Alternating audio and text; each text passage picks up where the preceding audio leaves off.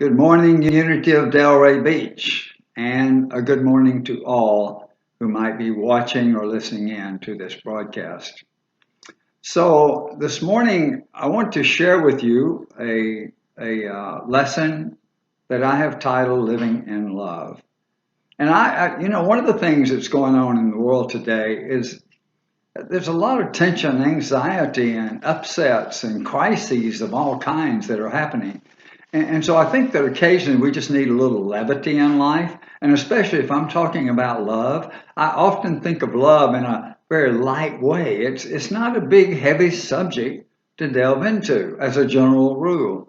So, in light of lightness of being, I want to share a story with you. It's about a 94-year-old nun whose body was giving up on her. And so there was a doctor who prescribed that she should have a shot of whiskey 3 times a day to help relieve the discomfort and pain that she felt.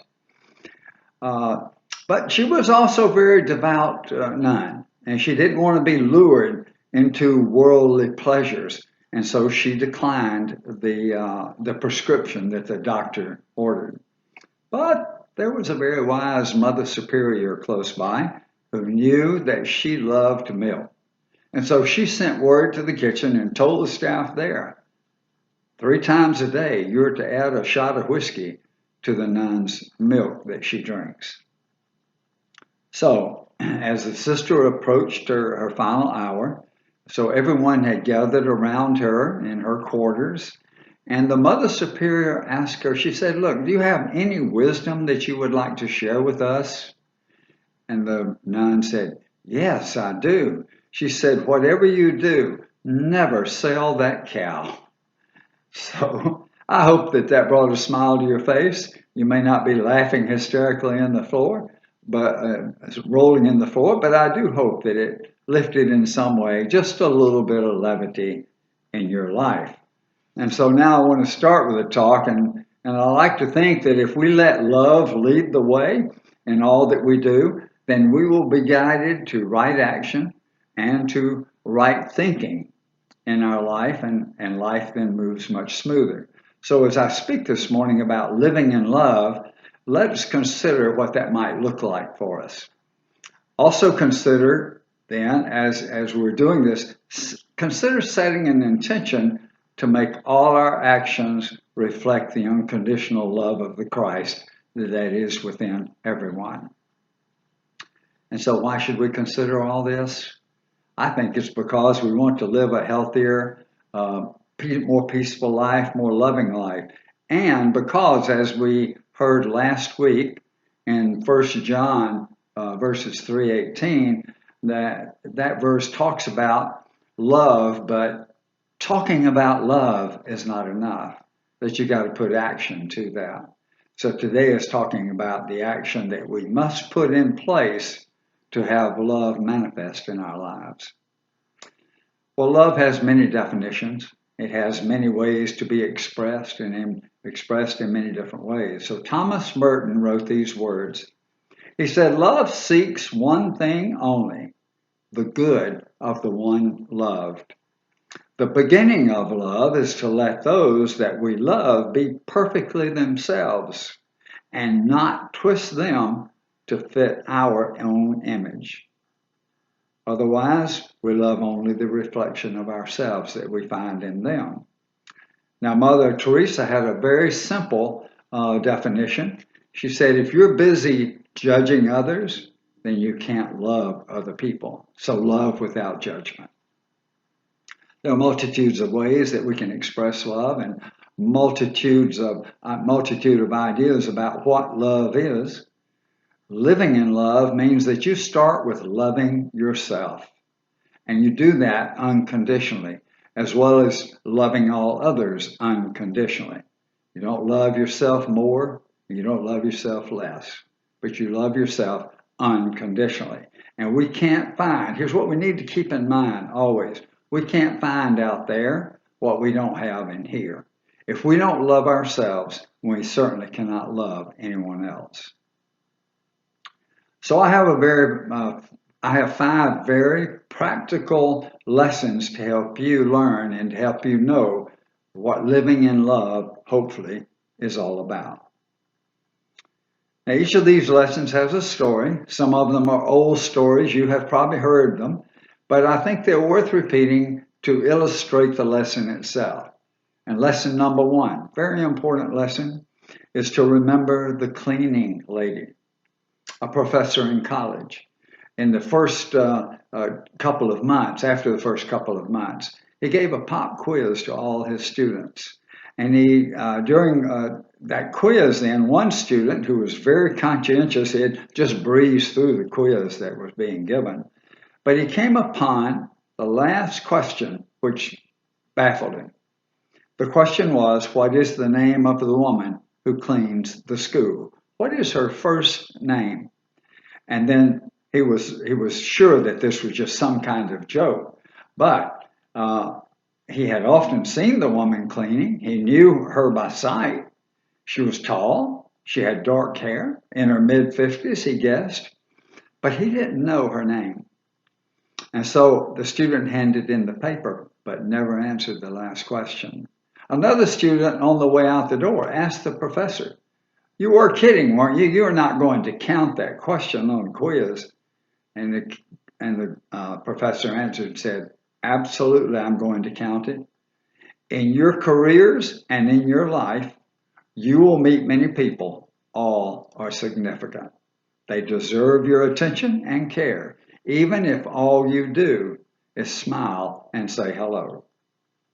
Remember the cleaning lady. Lesson number 2. Remember those in need. One night, about 11:30, 12 o'clock, midnight, on a lonely back roads in Alabama in the mid-60s, and you have some idea what that was about, an African-American lady's car broke down in a pouring rain, and she didn't know what to do. She was stranded, but she saw a car coming in the distance, and so she decided that what she had to do was just get out and try to flag that car down, although it was probably not going to happen. But she did get out of the car in the pouring rain, got soaking wet, flagged the car down, and luckily, a young white guy was driving the car, and he stopped to offer assistance.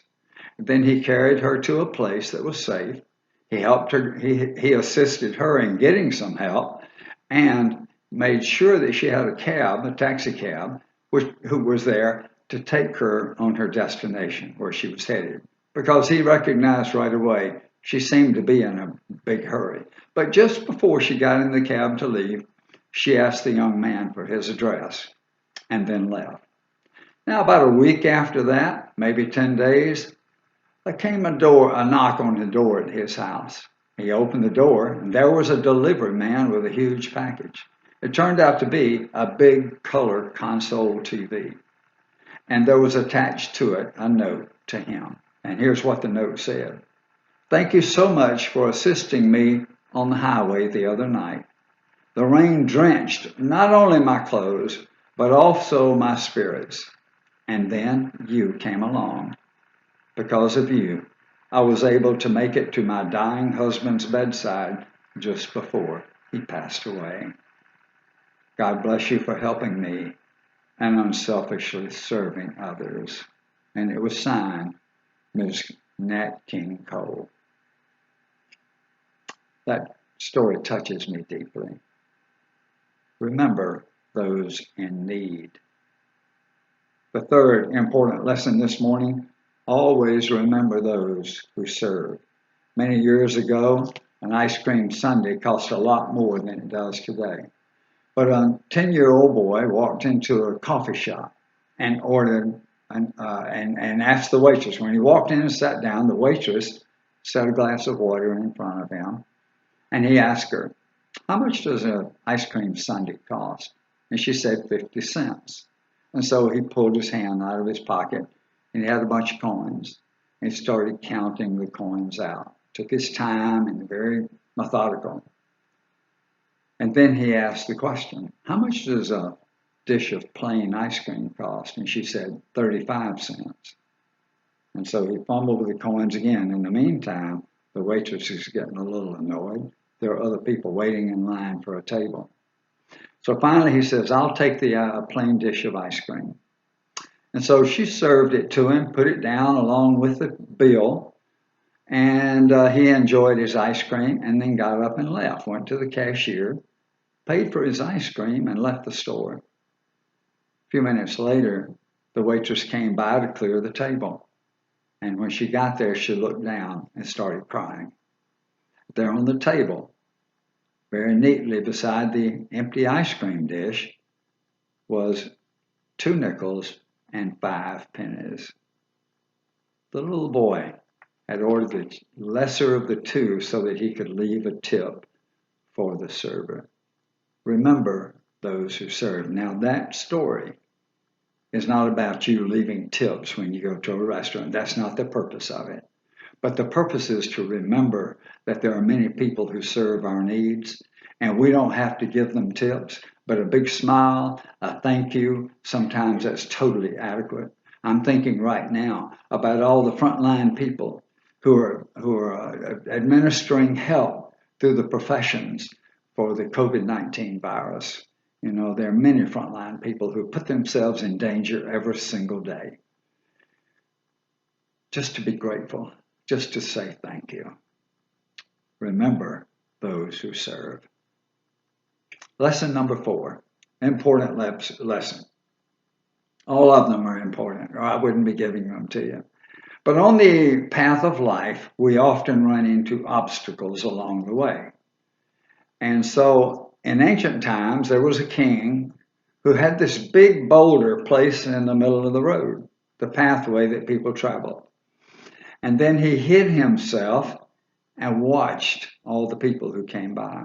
The merchants, the rich people, the poor people, all the people who came down that road came to that boulder. Some of them simply walked on. Nobody stopped to attempt to move the boulder. Some of them even complained. The king should do a better job. The king should get that boulder off the road, keep our roads clear. Until a peasant came by, a peasant who had a big basket on his back filled with vegetables on his way to the market. He came to the boulder and he saw it. He set the basket down on the side of the road and then proceeded to move that boulder. It took a lot of work. It was hard. It was heavy. But he finally got the boulder over to the side of the road. And then he noticed that on the ground, right where the boulder had been, there was a purse. And so he opened it. And he immediately saw that there were a lot of gold coins in there. But there was also a note from the king. And the note said that it was for the person. The purse is for the person who removes the boulder from the roadway. And so that peasant learned what many people never understand about life. Every obstacle presents an opportunity to improve our condition. I bet you can relate to that. I bet somewhere in your life you've had obstacles that you had to overcome. And when you got beyond the obstacle, when you had resolved that situation, that your life was better because of it. Now the 5th lesson. Giving when it counts. Many years ago, there was a volunteer. There was a volunteer working at a hospital, and she had this little patient, a little young girl by the name of Liz. And Liz had this disease, a terrible disease, which was incurable, except that if they could get a blood transfusion that had antibodies, then that could help her and save her life. Well, she had a 5-year-old brother, much younger than she, who had been through this disease earlier and survived it and had developed these antibodies. And so they were talking to the young child. And the doctor asked this little boy, 5 years old, would you be willing to give your blood to save your sister's life? And the little boy, without hesitation, said, if it will save my sister's life, I'll be happy to give her my blood.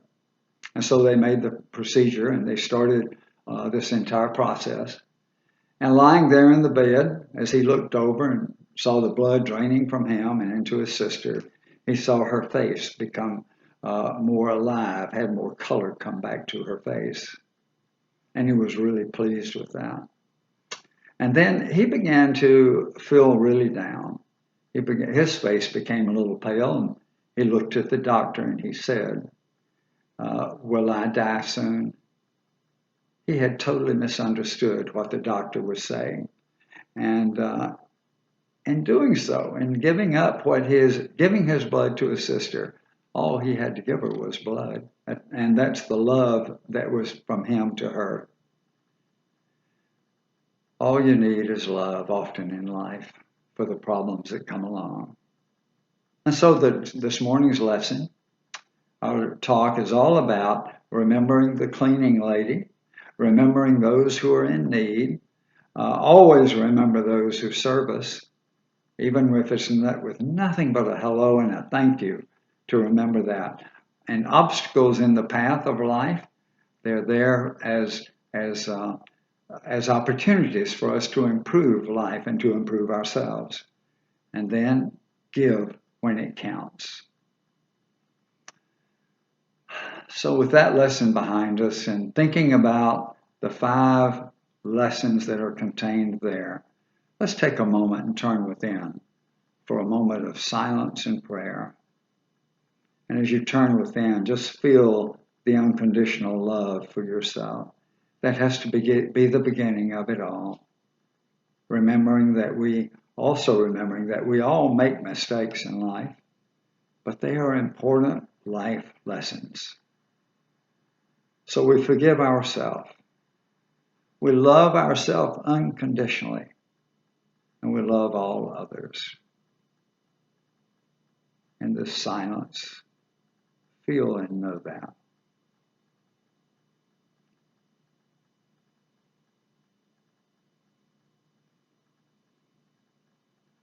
And we thank you, God, for your living, loving presence. We lift and raise our consciousness to the consciousness, unconditional conscious love that you have for us, and to express that love for ourselves and all others. We open our hearts right now to living in love. Thank you, God. So it is, and amen. Thank you, my friends, for being here this morning, for listening. I wish you the best. I wish you rich and abundant blessings in all aspects of your life. And know that the presence of God is with you in all right action and right thinking. Thank you. Much love.